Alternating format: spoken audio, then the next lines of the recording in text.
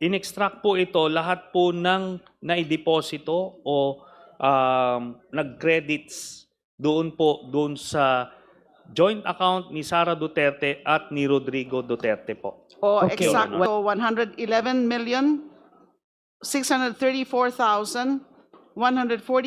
111,634,144.05 as of April 2016, nakabuo ang value ng pumasok na transaksyon sa mga joint bank accounts ng mag-asawang Sara Duterte at Mans Carpio. At Hi mga MGA joint Boss, huwag niyo kalimutan mag-like, share, subscribe para lagi kayong updated mga boss sa mga balita sa ating bansa. Kaya ano pa, back to the news, mga bossing.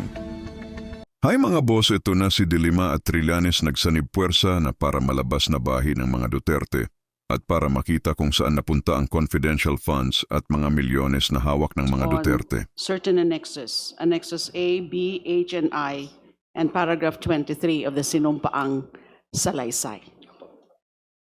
Nabanggit niyo po, Senator Trillanes, sa paragraph 9 ng inyong Sinumpaang Salaysay, na sa tulong ng mga accountants at finance specialists, na pag-alaman ninyong mayroong kabuuang mahigit 2.4 billion piso. Ang exact amount po ay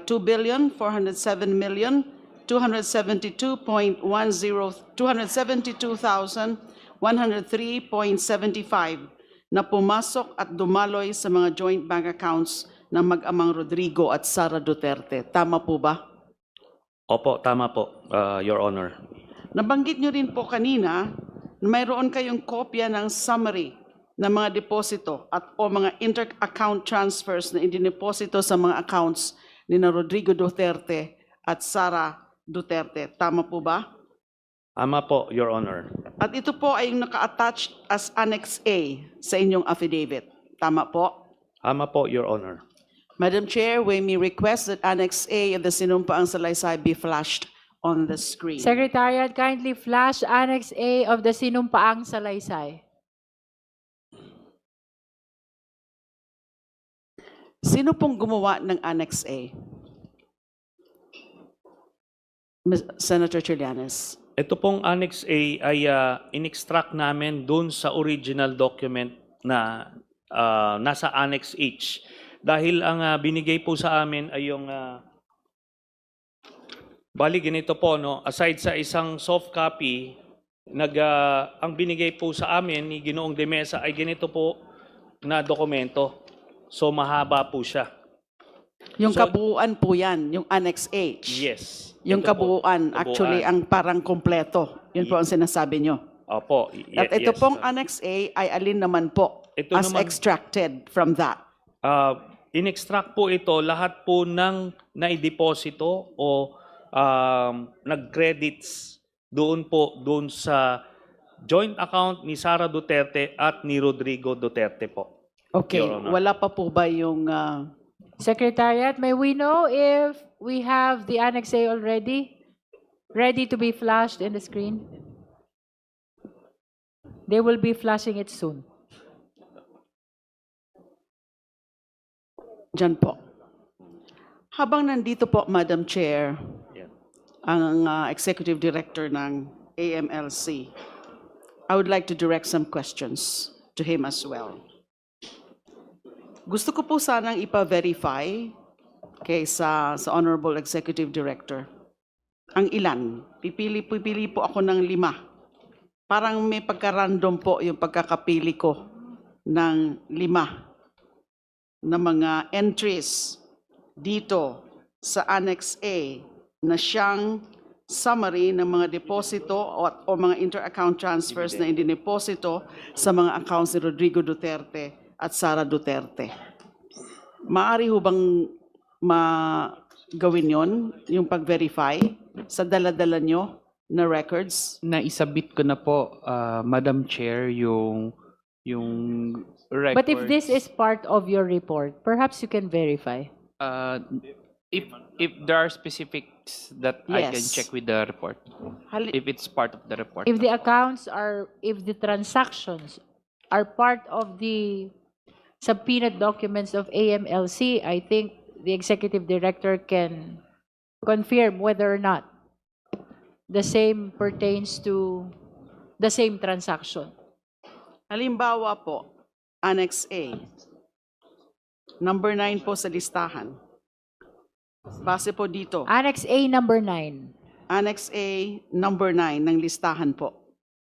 Mayroong pumasok na mahigit 55 million or exact amount 55,131,747.32 noong March 26, 2014. Can we mark number 9? It's There. March 28, Your Honor. Oh yes, I stand corrected. It's March 28. So mako-confirm niyo ho ba? Please limit your confirmation to whatever appears only in the report of the AMLC.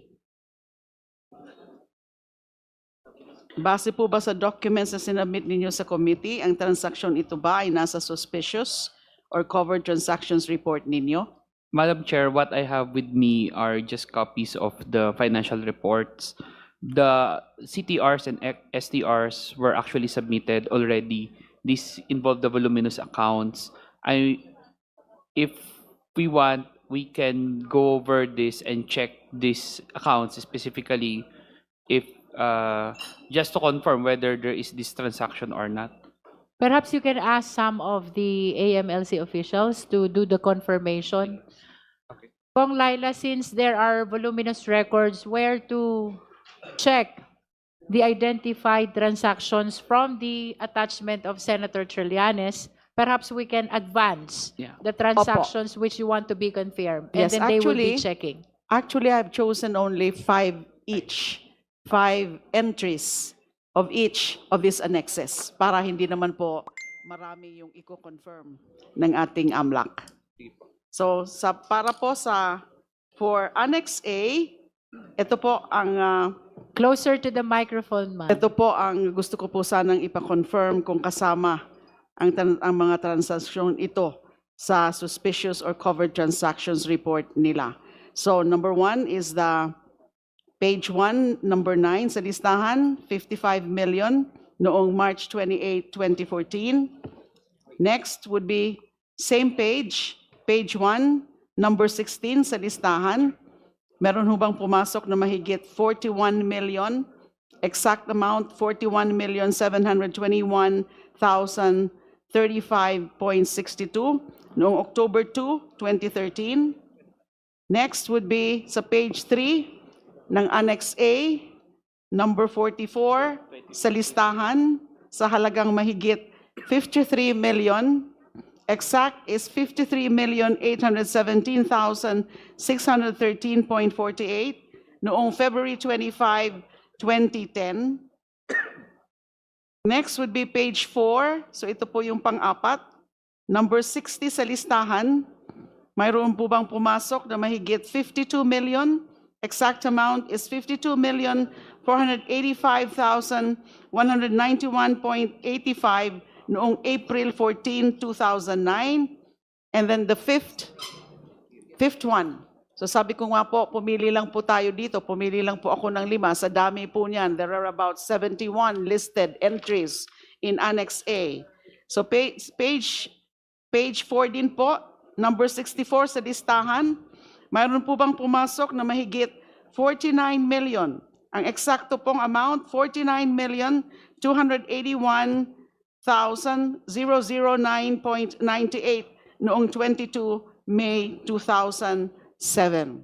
Yun po sa Annex 1. Madam Hindi. Chair, can we be given a bit of Yes. time and then we'll revert, we'll just check one by one. The Honorable Dilima can proceed to the next clarificatory question. We'll go back to that after they are able to confirm from their records. Yes, Madam Chair. So let's proceed to Annex B. So this is also confirmation of transactions? Confirmation but some preliminary question lang po. Isang preliminary question lang po kay Senator Trillanes. You for may this. proceed. So sa Annex B nyo po, balikan po natin na nabanggit nyo rin po sa paragraph 12 ng inyong sinumpaang salaysay na may mahigit 111 million piso o eksakto 111,634,191.85 144.05 as of April 2016, nakabuang value ng pumasok na transaksyon sa mga joint bank accounts ng mag-asawang Sara Duterte at Mans Carpio at mga joint accounts kasama ang iba pang miyembro ng pamilya Duterte. Tama po ba? Yes, Your Honor. Nabanggit rin niyo po na mayroon kayong summary ng mga pera o transaksyong pumasok at dumaloy sa joint account ng mag-asawa at joint accounts kasamang iba pang miyembro ng Duterte family. Tama po ba? Yes, Your Honor. At ito ay naka-attach bilang Annex B ng inyong affidavit. Yes, Your Honor. So, maari po ba nating ipakita rin ang Annex B sa screen? Secretariat, please flash Annex B of the sinumpaang salaysay of Senator Trillanes. At yun ba ho bang Annex B? Ganon din po kanina. Nasabi niyo po ay in-extract yun sa Annex H, yung pinakakumpleto na mga transaksyon. Yes, Your Honor. At sino rin po ang gumawa nito? Yun din pong aming mga financial specialist and lawyers at staff po, Your Honor. With respect po sa Annex A, just like sa Annex B, just like sa Annex A po, ito rin po ang ipapa-confirma ko sa Amla, please AMLC. take note of the transactions which will be mentioned by the Honorable De Lima for your verification and confirmation. 5 rin po ito. Sa page 1, row 5, mayroong 2.5 million pesos na pumasok sa noong June 11, 2015. Next would be page 2, row number 19, mayroong pumasok na 2,987,542.24 noong December 6, 2013 under the name Sebastian Duterte, Sara Duterte, Paulo Duterte, Elizabeth Duterte. Pang-apat po, ay pangatlo po, sa page 2, rin po, row number 20, meron ho bang pumasok na 926,594.60 noong January 31, 2012. Pang-apat po, page 3, row number 31. Meron ho bang pumasok? 2,1,563.86 noong May 19, 2010. Ganon din po sa mga pangalan nila Sebastian Duterte, Sara Duterte, Paulo Duterte, Elizabeth Duterte. Panglima pong napili ko na numero, na entry po, sa page 3, row number 38, meron ho bang pumasok na mahigit 2 milyong piso? Or 2 million, or the exact figure is 2,114,168.43 noong May 14, 2008. Yun po yung 5 insofar as Annex B is concerned. I'll proceed to Annex H. Senator Trillanes, Yes, Your Honor. nabanggit nyo rin po kanina na sa paragraph 22 ng inyong salaysay na mayroon rin kayong summary ng mga transaksyon, paglabas at pagpasok ng pera sa mga bangko ni Sara Duterte, Rodrigo Duterte, Pulong Duterte, Baste Duterte, at ng common law wife ni Rodrigo Duterte na si Honilet Avancenia kasama ang kanilang anak na si Kitty Duterte. Tama po ba? Yes, Your Honor. At ito ang dokumentong naka-attach bilang Annexes H and Sub-Annexes Inclusive ng inyong salaysay. Yes, Your Honor. At yan po yung sinasabi nating master list or master table. Yes, Your Honor. So maaari rin po ba nating ipakita, Madam Chair, sa screen yung Annex H? It's already in the screen, Honorable De Lima. Salamat po. So sa AMLAC naman po, ito naman po yung gusto kong ipa-confirm. Again, this is rather randomly actually. yung AMLC, pagkapili ko please po take dito. note of the transactions. Sa page 4, mayroon daw inter-account transfer sa halagang 16,852,832.94 noong December 9, 2014. Next, sa page 5 po, nakalista rin ang inter-account transfer in the amount of 41,721,035.62 noong March 28, 2014 na pumasok sa bank account ni Sara Duterte at ni Rodrigo Duterte. Next would be, nakalista po itong debit memo sa page 9 ng dokumento in the amount of 1 million pesos under the name Sara Duterte. Meron po bang transaksyon na ito sa records ninyo? Next, sa page 10 ng Annex H, mayroong cash deposit na halagang 1,750,617.84 sa pangalan ni Sara Duterte noong March 3, 2011. Next, the fourth one, sa page 11, naman po ng Annex H, mayroong debit memo sa halagang mahigit 2 milyon, 2,1,563.86 sa pangalang Sebastian Duterte, sa account nila Sebastian Duterte, Sara Duterte, Paulo Duterte, Elizabeth Duterte. Meron ho ba transaction ito sa inyong mga flag transactions na isinumite sa committee? And last, for Annex H, page 12 naman po. Another example, mayroong credit memo sa halagang 10,374,307.49 sa pangalang Sara Duterte at Rodrigo Roa Duterte. Kasama rin ho ba ito sa mga flood transactions? I wish to point out, Madam Chair, na sa pagpili ko po dito ng mga parang mga random entries, ay hindi ko na po siyempre sinama yung mga napili ko rin doon sa Annex A and Annex B dahil ito nga pong Annex H is already the master table. Senator Trillanes, sa paragraph 23 po ng inyong sinumpaang salaysay,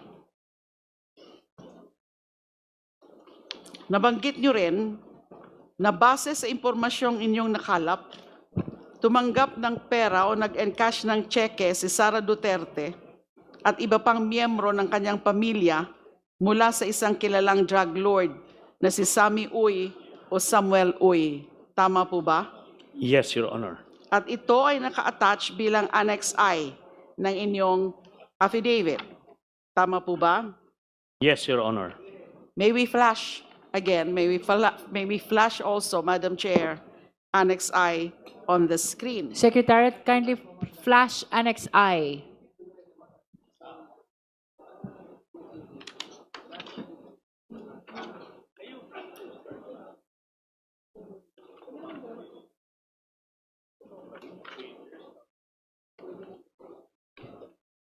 Annex I of the affidavit, please. Secretariat, please flash.